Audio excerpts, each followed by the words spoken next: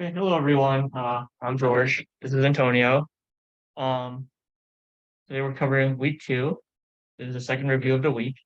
I don't know if the people on Zoom can hear us very well.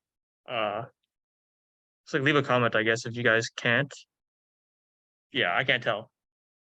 Um, I guess we can just get started if no one leaves a comment. Want me to control yours? Hmm? Want me to control Yeah. yours? Just hit this. This. Oh, okay. Okay, so firstly we have enzymes. So cells typically need enzymes to make or break covalent bonds. That's a typo, ignore that.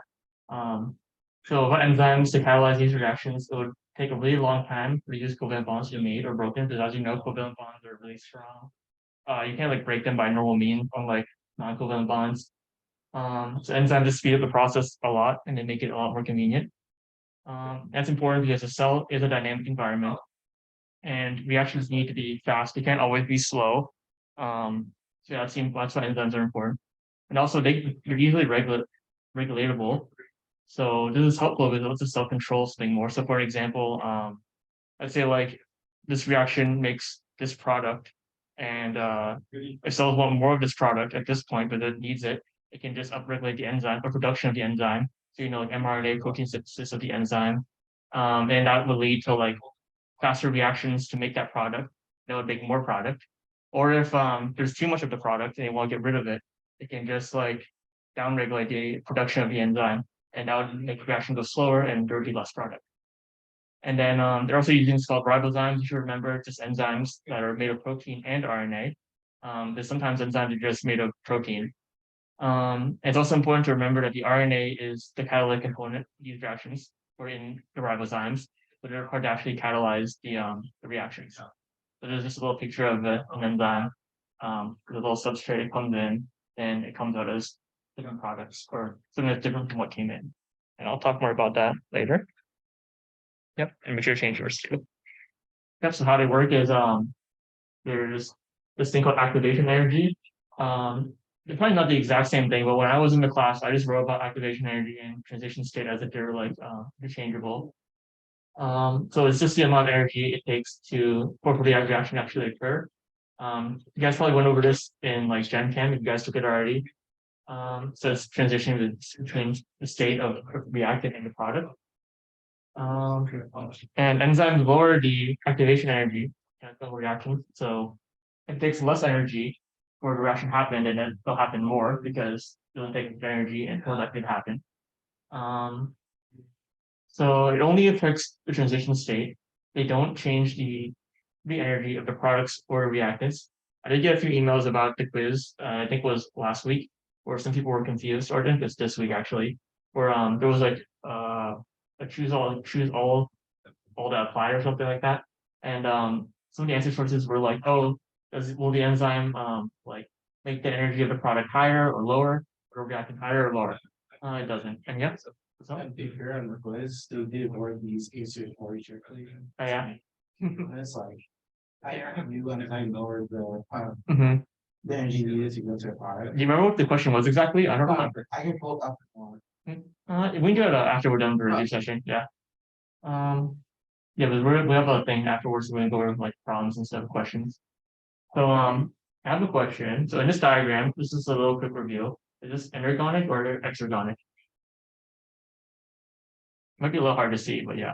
Yeah, what's up? Let's say exotic. Yeah, that's right, because it goes from higher energy to lower energy. So it just it's exergonic because it releases energy as a result. Yep. Good. Yep. Thanks. So this is how they work mechanically. So reactants first bind to the enzyme's active site.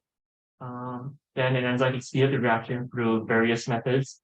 Mainly it like makes the environment more favorable towards the reaction. Where that's like doing something with the chemistry or maybe something like physically. So I think I'll go over that more in the next slide, but for now.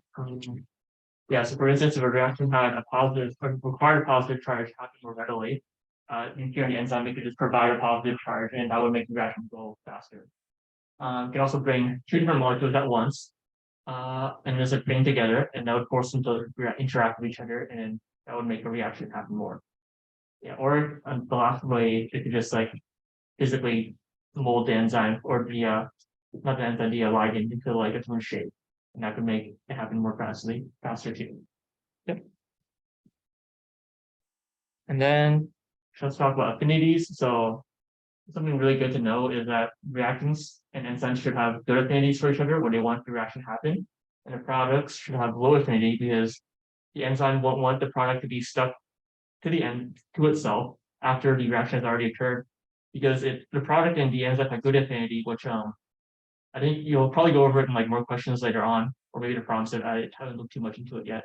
If there's like a mutation where let's say like the enzyme and the product had good affinity for each other, I would greatly slow down the rate of reactions because now its active site is like filled with the product rather than but another reactant. So it stays on longer and that just slows down all the reactions overall. And so yeah, that affinity over product is best so it can dissociate away and it can leave room for another reactant. Yep. Then yeah, I'm pretty sure they covered this last the Tuesday review session, but there's this thing called the dissociation constant. And this is a measure of the dissociation. So the greater the KD, the lower the affinity. And this term is actually used quite a lot in this class, so it's really good to know.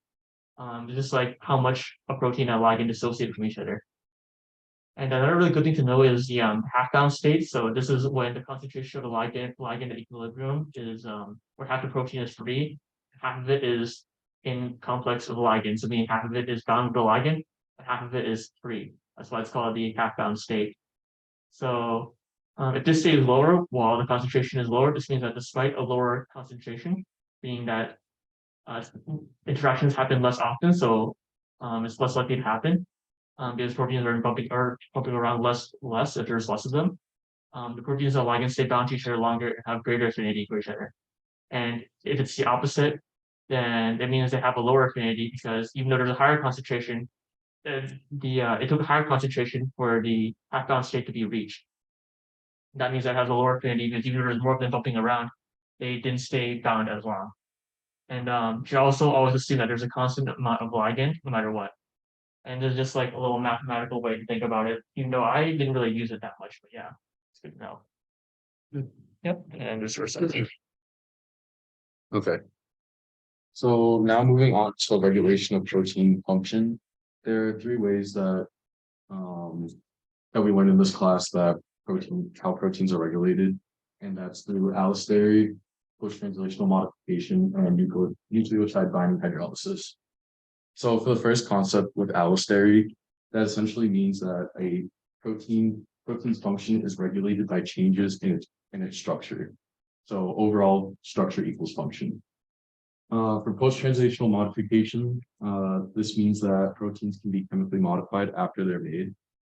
This can change where these proteins are localized as well as their activity. And some examples of post-translational modification is ubiquitination, acetylation, and phosphorylation. And lastly, nucleotide binding hydrolysis.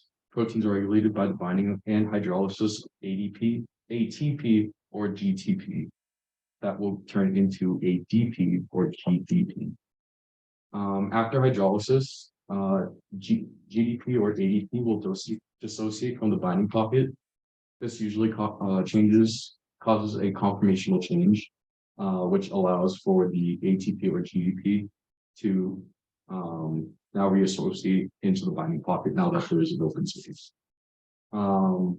And if you guys don't know what hydrolysis is, I just added it down here. It's the breakage of the bond between the second and third phosphate in the ATP or GTP chain. So back to allostery. So we know that enzymes bind to active sites of different proteins to initiate a response. Allosteric regulators refer to molecules that bind somewhere other than the active site of the protein. So this causes a conformational change of the protein that occurs at the active site, which can regulate the certain activity of an enzyme, and it can be can activate or be an inhibitor. So for this first example on the left, this is an activation. So this enzyme here, or this allosteric regulator, binds to this area on the protein, which then causes a conformational change at this active site. So now this enzyme can bind in here and therefore activate this protein. And then on the other hand, for an inhibitor, this allosteric regulator binds somewhere other than the active site, causing this conformational change that blocks the active site. Therefore, this enzyme can no longer bind to this protein. So now for post-translational modification, this refers to when proteins are chemically modified after they're made. And this is usually happening on a singular amino acid. And this change in the surface chemistry of certain proteins, which usually causes a conformational change in the entire protein, which changes what it interacts with. Some examples of post-translational modification are phosphorylation, which is the addition of a phosphate group. And here pictured on the side is what's going on. So this molecule is bound to ADP, which is now phosphorylated. So this phosphate group is now bound to this ADP chain, and now it's ATP. And then back to the concept of hydrolysis, this is the bond I was talking about. So right here between the second and third phosphate, when it's hydrolyzed, it breaks, so it becomes ADP. And lastly, ubiquitination is another example of post-translational modification, and it's the addition of a ubiquitin chain on a protein. And these ubiquitin marked proteins are usually sent to the proteasome, which then get to. And a question for all of you guys, during post-translational modification, what kind of bonds are formed between proteins that are being modified? And are post-translational modifications reversible or not? You don't want to answer.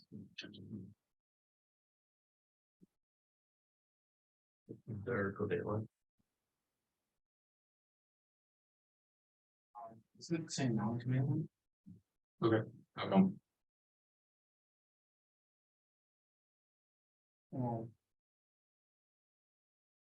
I'm not sure if you mean like translational modification. Do you mean like checking their structures or? So like so post-translational modification is when they're chemically changed after the protein is made. So this is like kind of a good example. So this protein right here is bound to an ADP state after it's been made. And a post-translational modification could be phosphorylation of this phosphate group added onto that chain. And it would actually be covalently added. And then do you guys think they're reversible or not? Yes. Yes. So yes, usually covalent bonds are added, and yes, they are reversible because they're used as switch mechanisms, so that the protein can switch back and forth between different conformations, allowing that protein's function to be regulated. You guys need to look at this one. Okay, and lastly, nucleotide binding hydrolysis. ATPases and GTPases are proteins that are categorized as enzymes since they can bind to ATP or GDP and can hydrolyze them. So this is breaking the bond between the second and third phosphate. This changes the triphosphate to a diphosphate. In other words, ATP or GTP to ADP or GDP. And this is one of the examples that she put on one of the slides, and this is RAS, which is a protein we will learn about a little later. And it's just kind of a good example of how nucleotide binding hydrolysis is present in the cell. So here is the RAS protein, and it's bound to a GTP, which means it is activated and on. And that hydrolysis will break off a phosphate. Now, the RAS is in a GDP bound state, which means it's off. And now that it's bound to that, there's going to be a conformational change, which is going to push out that GDP. And now there's an inactive protein, which now can bind to GTP again. So then it binds again, and it's on, and it just keeps going through this cycle of turning on and off allowing it to be regulated. And that was it. So you guys have any question? No. Anyone on Zoom have Nope. questions? No? Okay. Well, that's all we had. Hope you guys don't have anything. Thanks for coming. Yes. We stopped recording, I guess, but Yeah. answer normal questions.